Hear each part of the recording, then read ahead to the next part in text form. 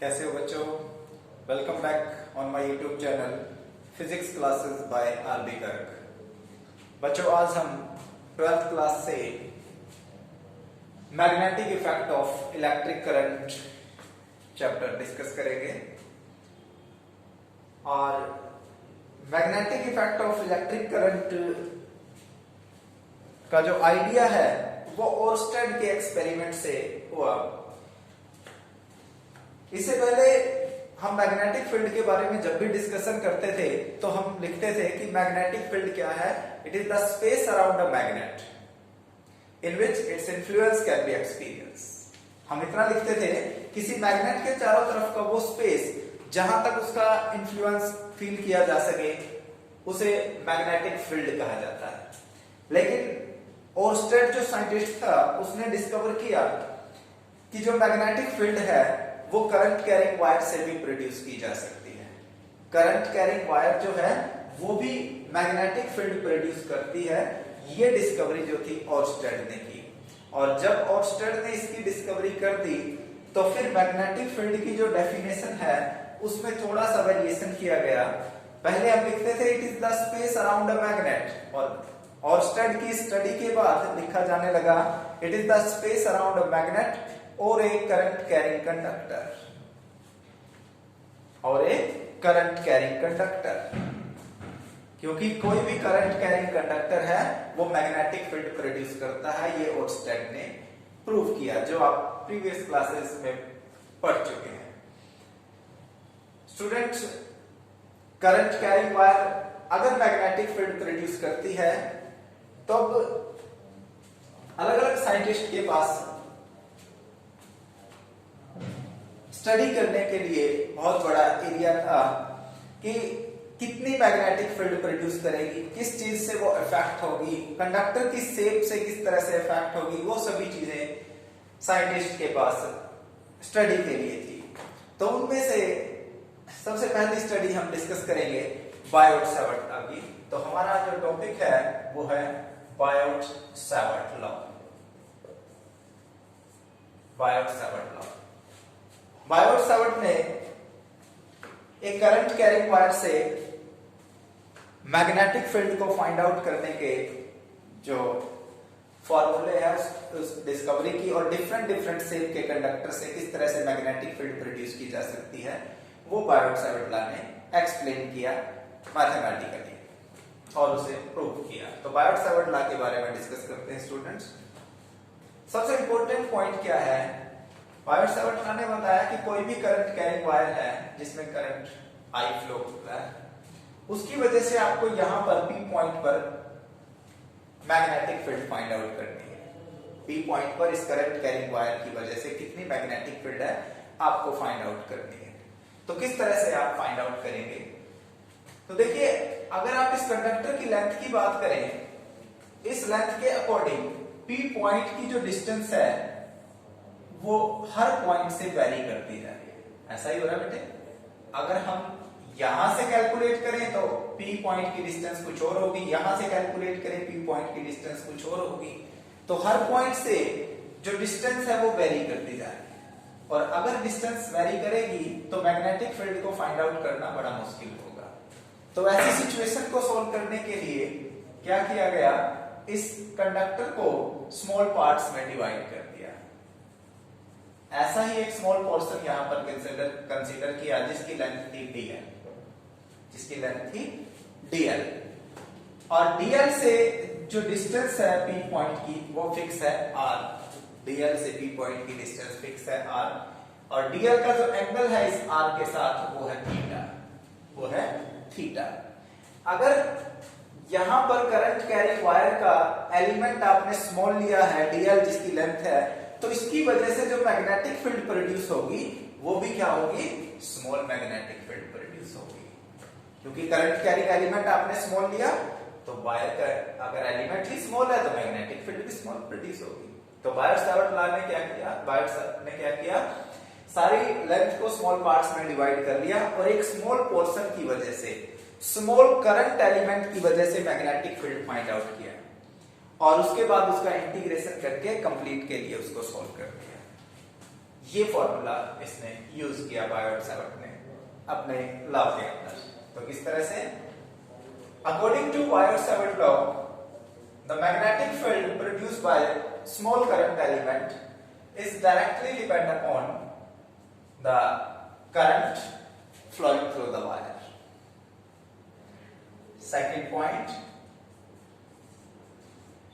magnetic field is directly proportional to the length of small current element. Length of small current element, that is dl. Third point, magnetic field is directly proportional to the sine of angle theta, sine of angle theta, that is between dl and r, dl and r. A fourth point is magnetic field varies inversely with the square of distance from dl to the p, that is r. तो r के inversely vary करती है और square के साथ vary करती है।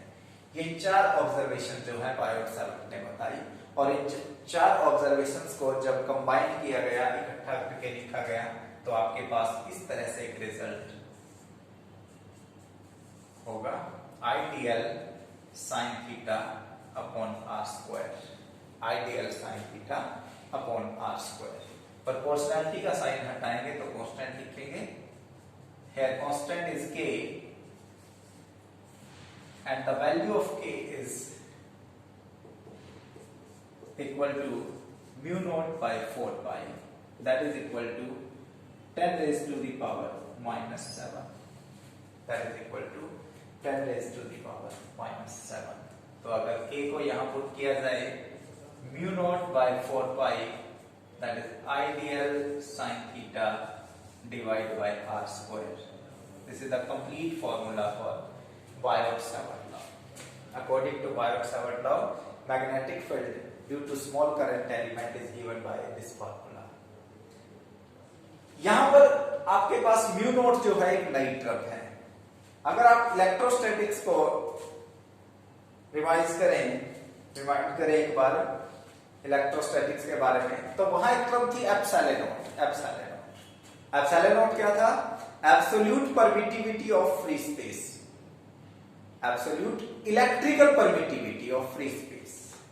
उसी तरह से यहां पर म्यू नोट क्या है? That is absolute magnetic permeability of free space, magnetic permeability of free space. तो यहां पर जो म्यू नोट है वो मैग्नेटिक परमेबिलिटी है फ्री स्पेस की, मतलब मैग्नेटिक फील्ड की कंडक्शन में फ्री स्पेस कितना हेल्प करता है, that is the magnetic permeability of free space. और म्यू नोट की वैल्यू यहां से फाइंड आउट की जा सकती है। अगर आप म्यू नोट फाइंड आउट करें, that is equal to 4 pi into 10 raise to the power minus 7। This is the value of mu naught. तो बच्चों ये बायोट-सावर्ट लॉ हमने डिस्कस किया और ये उसका रिजल्ट है बायोट-सावर्ट लॉ से। इस रिजल्ट का यूज करके बायोट-सावर्ट ने डिफरेंट शेप के कंडक्टर्स की मैग्नेटिक फील्ड फाइंड आउट की। तो उसी की जो फर्स्ट एप्लीकेशन है वो हम डिस्कस कर रहे हैं। काफी इंपॉर्टेंट एप्लीकेशन है हमारे सिलेबस के पॉइंट ऑफ व्यू से। That is the magnetic field due to a straight current carrying conductor, application of Biot-Savart law, application of Biot-Savart law। magnetic field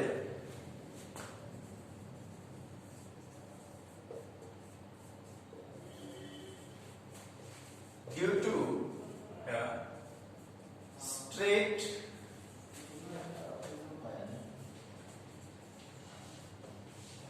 current carrying conductor, magnetic field due to straight current carrying conductor। Consider conductor XY carrying current I. Here is the point P, at the point of observation. Here the small current element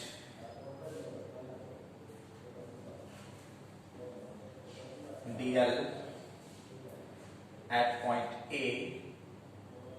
Here point is O. This distance you know R, and angle is theta.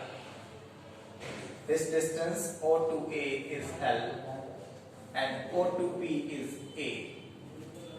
O to P is A. तो आपको magnetic field find out करना है P point पर due to this straight current carrying conductor. XY straight current carrying conductor है, इसकी वजह से आपको मैग्नेटिक फील्ड फाइंड आउट करनी है P पॉइंट पर. तो हमने DL जो स्मॉल एलिमेंट कंसीडर किया वो A पॉइंट पर किया, और A पॉइंट से जो P की डिस्टेंस है वो R है और एंगल जो है थीटा है.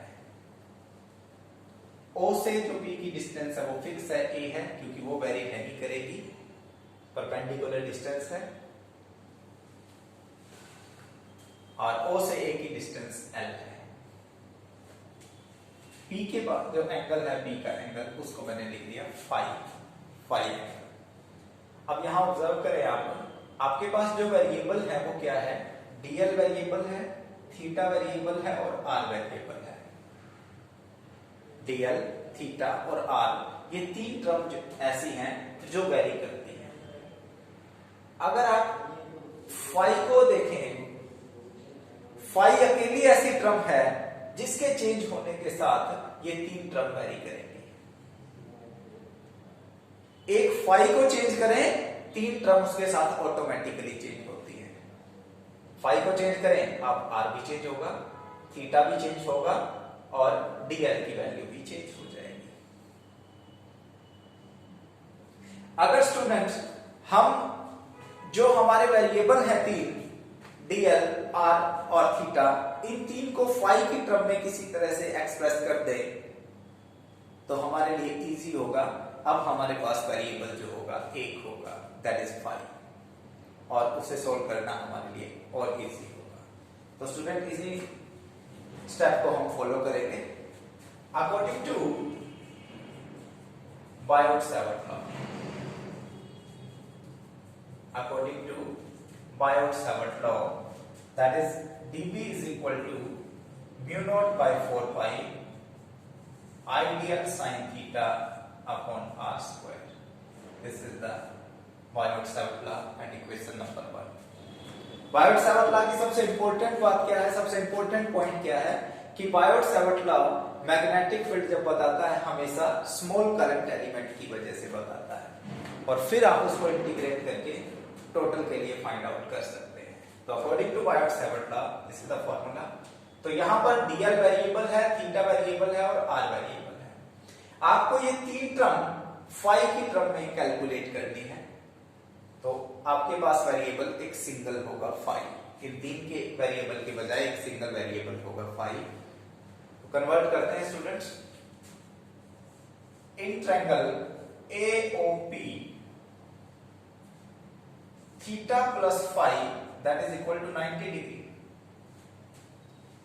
ऑब्जर्व कर पा रहे हैं students, theta plus phi 90 degree है, क्योंकि एक एंगल ऑटोमेटिकली 90 है पहले से ही, तो बाकी के दो एंगल का जो सम है ट्रायंगल के वो 90 होगा. Theta is equal to 90 minus phi, और आपको साइन थीटा की रिक्वायरमेंट है, तो sine theta is equal to sine 90 minus phi, और you can say that is equal to cos phi. तो साइन थीटा को आपने फाई की टर्म में फाइंड आउट कर दिया, that is equal to cos phi. Sine theta को आपने फाई में कन्वर्ट कर दिया है. अब आपको आर को और डीएल को कन्वर्ट करना पेंडिंग है. चलिए करते हैं. In the same triangle what is the value of cos phi? In the same triangle what is the value of cos phi? देखें students, cos phi is equal to base by hypotenuse, that is OP by AP. OP is A and AP is R. A by R, this is the value of cos phi. और यहां से आप R find out कर सकते हैं. So you can say R is equal to A by cos phi. R is equal to A by cos phi और A secant phi. A secant phi. This is equation number 3. This is equation number 3. तो आपने R को भी find out कर दिया है phi की term में. यहां मैं मेंशन कर रहा हूं, साइन को फाइंड आउट किया, थीटा को, R को फाइंड आउट किया phi की टर्म में, थीटा को phi में कन्वर्ट किया. अब आपके पास dl पेंडिंग है.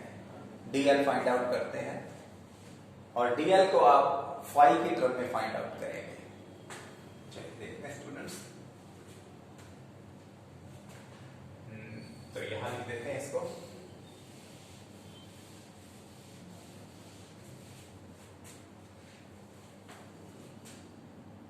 In the same triangle AOP, what is the value of tan phi?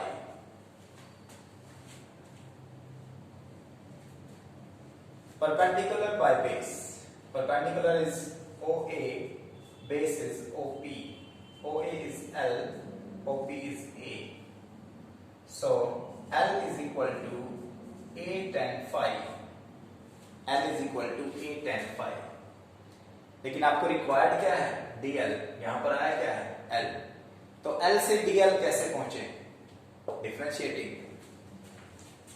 Differentiating both side.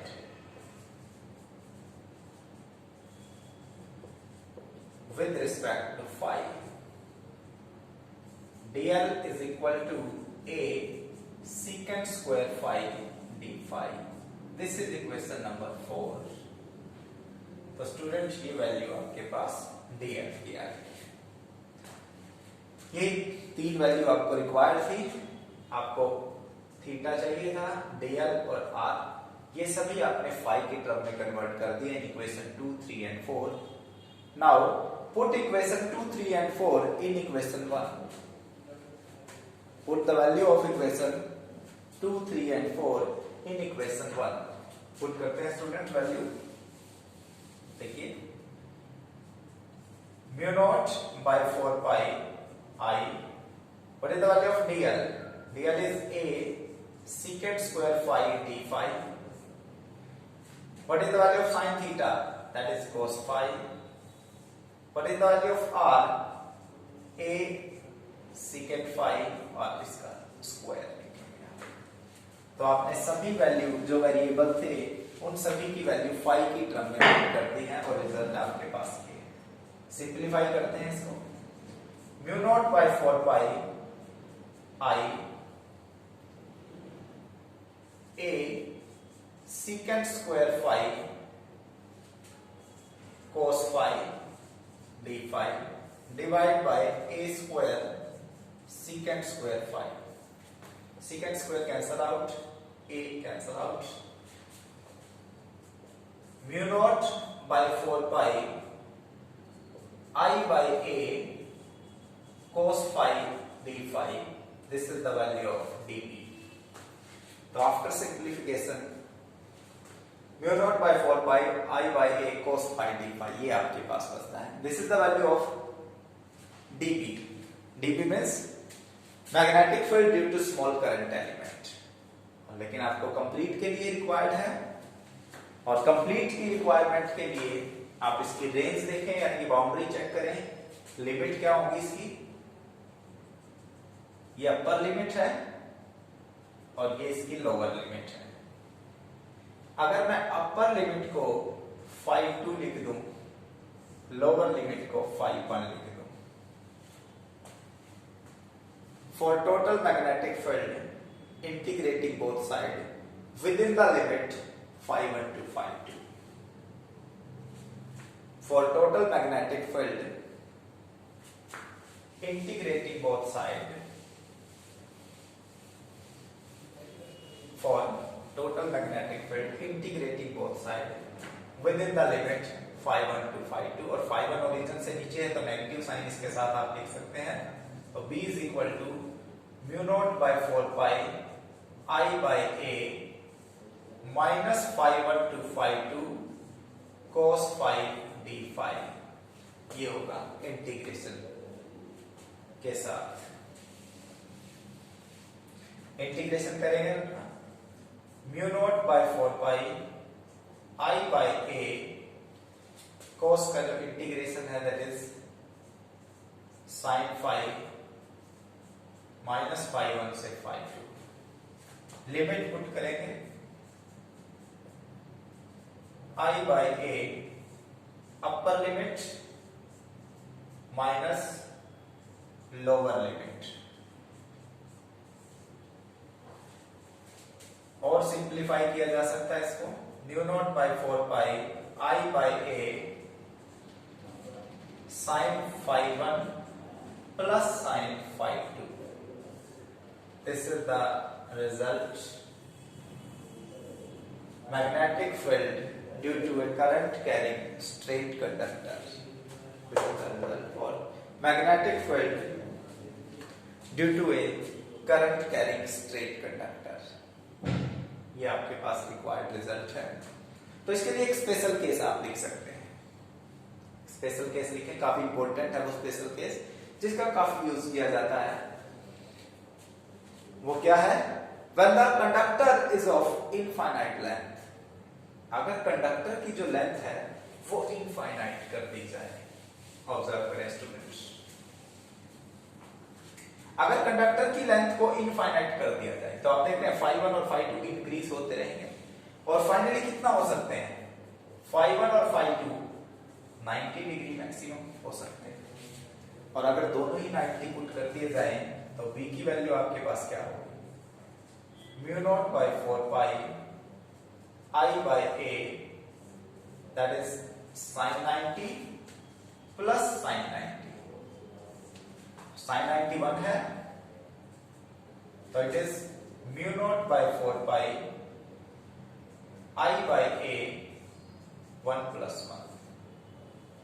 1 plus 1, but that is equal to mu naught by 4 pi 2I by A. This is the value of magnetic field due to a straight current carrying infinite conductor. Due to a straight current carrying infinite conductor. काफी important result है ये students, और इससे related कई सारे numerical भी आपके पास हैं। कई टाइप्स के न्यूमेरिकल हो सकते हैं स्ट्रेट कंडक्टर से रिलेटेड। उनमें बड़ा फेमस न्यूमेरिकल है एक जो अभी हम डिस्कस करेंगे।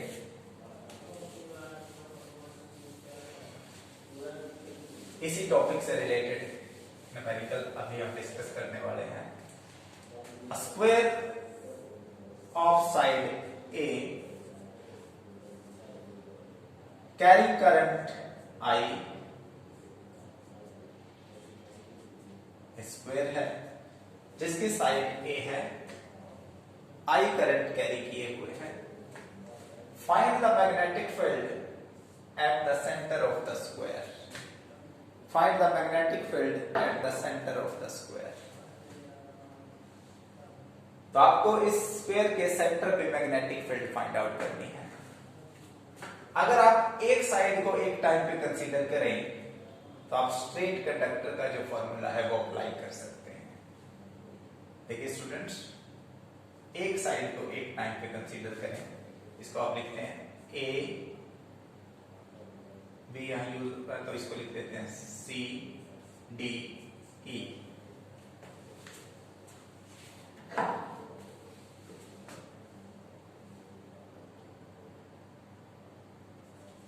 Magnetic field due to side AC that is B1